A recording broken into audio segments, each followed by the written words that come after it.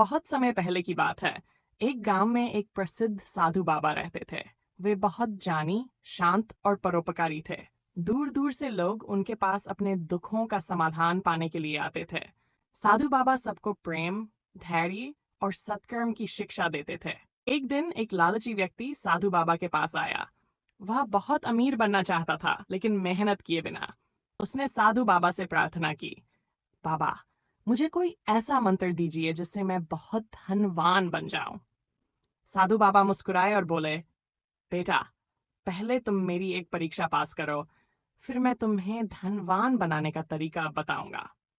वह व्यक्ति तुरंत तैयार हो गया। बाबा ने उसे एक दिया, तेल का दीपक दिया और कहा, इस दिए को लेकर पूरे गांव का चक्कर लगाओ, लेकिन ध्यान रहे, दिया बुझना नहीं चाहिए। अगर दिया बुझा तो तुम्हारी परीक्षा खत्म हो जाएगी।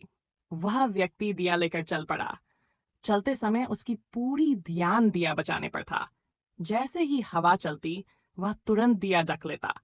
रास्ते में लोग उसे बुलाते, बातें करते, लेकिन उसने किसी की तरफ ध्यान नहीं दिया।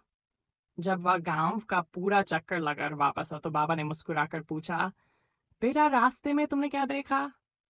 उस व्यक्ति ने कहा, बाबा, मेरा पूरा ध्यान दिए पर था, इसलिए मैंने कुछ नहीं देखा। मैं बस इसे बुझने से बचा रहा था।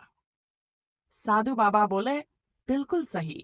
अगर तुम इसी प्रकार अपने लक्ष्य पर ध्यान केंद्रित रखोगे और बाहरी प्रलोभनों में नहीं फंसोगे, तो तुम्हें अवश्य सफलता मिलेगी। यह सुनकर वह व्यक्ति समझ गया कि उसे मेहनत और ईमानदारी से काम करना होगा। उसने साधु बाबा का आशीर्वाद लिया और अपनी सोच बदल दी।